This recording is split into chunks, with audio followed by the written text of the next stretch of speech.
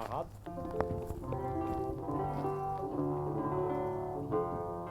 Eh bien, messieurs, vous allez nous jouer un morceau. Nous allons vous écouter. Nous allons vous jouer une danse du XIIIe siècle, une saltarelle d'un auteur anonyme.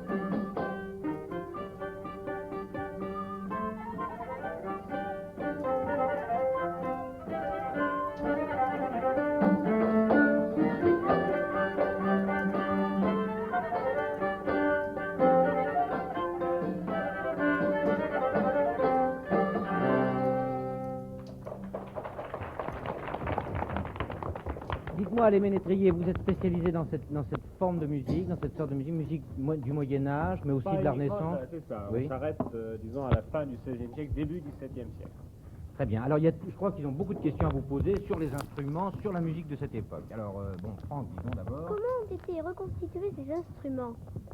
Alors les instruments existent soit à l'état d'instruments dans les musées, et à ce moment-là on fait une copie strictement d'un instrument de musée, ou bien ils sont également sur certaines gravures. Oui, dans les musées, cet instrument, par exemple le dessus de viol, c'est un instrument qui a été reconstitué d'après un instrument du luthier Hoffmann. Hoffmann était le luthier personnel de Jean-Sébastien Bach, et il a copié lui-même des instruments anciens, et c'est une copie au deuxième degré d'un instrument donc du luthier Hoffmann. Voilà, une autre question encore. Il y a aussi des instruments authentiques Attendez. comme la basse de viol ici, c'est un instrument très ancien, fin 18e. Très bien, voilà. Alors, une autre question. Quel a été le premier instrument du XVIe siècle? Alors là, c'est la colle, hein, là, vous avez le droit. C'est très difficile de donner des dates exactes parce que tous ces instruments se modifient, changent de forme plus ou moins au cours des siècles. Et par exemple la vielle, on peut dire que c'est un peu l'ancêtre du violon.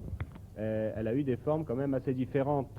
Disons, ça remonte à quoi? Au XIe siècle? 15e siècle, celle-ci, c'est là, un oui. instrument du 14e, 15e siècle. Mais il existait des instruments similaires qui sont beaucoup plus anciens. Le rebec est du 12e siècle. Oui, alors, à toi, là-bas. Pourquoi les instruments du Moyen-Âge n'étaient pas tous utilisés au moment classique? Pourquoi les instruments? Ouais, c'est-à-dire que effectivement, on a perdu énormément à ce qu'on appelle l'apparition de l'âge classique, c'est-à-dire que il y avait énormément d'instruments de musique, beaucoup de timbres, et c'est un peu pour ça que la musique qu'on fait est intéressante. C'est aussi grâce à tous ces timbres qu'on n'a pas l'habitude d'entendre, tous ces instruments qui sont disparus. Et à l'âge classique, il s'est produit une espèce de regroupement des instruments par famille et une espèce d'appauvrissement de la famille, c'est-à-dire que finalement, certains instruments sont développés au détriment d'autres. Par exemple, le violon, par exemple, a effacé totalement les vielles, le rebec, et puis les viols qui ont existé encore très fortement au XVIIe siècle. La flûte traversière a effacé toutes les flûtes à bec. Est-ce qu'il y a actuellement des compositeurs qui s'intéressent de nouveau aux sonorités de ces instruments anciens parce qu'ils apportent précisément une sonorité oui, peu entendue? il y a effectivement des œuvres. Il y a un compositeur allemand qui s'appelle Kagel, d'ailleurs. Oui. Mauricio Kagel, qui a composé une musique pour instruments de la Renaissance qui regroupe à peu près tous les instruments de l'époque, aussi bien à vent qu'à percussion et à cordes. Bon, très bien, encore quelques questions là. Oui, vas-y. Au Moyen-Âge, est-ce que tout le monde avait le droit de jouer de la musique dans les rues? On va demander à Jean-Pierre Batte. Oui. Mais de la musique dans les rues, on en jouait beaucoup parce qu'il y avait des instruments qu'on promenait sur des petites charrettes, comme la trompette marine, qui est un énorme instrument avec une seule corde qui fait 2 mètres de long. Et on en jouait dans la rue pour divertir les gens, ainsi que la vielle à roue. Vous connaissez la vielle à roue? Qu'est-ce qui que c'est, sert la vielle à maintenant roue? pour faire danser. Oui. On en jouait beaucoup dans les rues. Mais les viols, non, pas tellement. Oui. Une question, alors toi là-bas, tu as le micro dans la main. Des instruments à percussion au XVIIe siècle. Oui. Ça c'est la question pour Daniel. Au XVIIe siècle? Au XVIIe siècle, certainement, il y avait tout un tas de timbales qui sonnaient un petit peu comme ceci. Il y en avait des grosses, des petites, des moyennes. C'était très, très somptueux comme musique. Mais il y a toujours dû y avoir des instruments à percussion, non? Certainement. Oui. Oui, Olivier, une question? Connaît-on le nom des compositeurs de musique du Moyen-Âge? Est-ce qu'on connaît, est-ce que ce sont Oui, des bien compositeurs sûr, anonymes ou il y a pas? Oui, c'est déjà répondu. Il y a beaucoup de musique anonyme, mais il y a aussi des gens qu'on connaît, comme Adam de la Halle, par exemple, qui est un trouvère, qui a écrit de la musique à 3 voix. Et puis il y en a d'autres, je pourrais vous citer beaucoup de noms. Bon, assez parlé musique, et nous allons vous écouter encore. Vous nous jouez quoi maintenant? Alors nous allons vous jouer maintenant une pièce de la Renaissance, une gaillarde. C'est une danse de Tilman Susato. Très bien, nous allons vous écouter. Voilà. Les visiteurs de soir, ils ont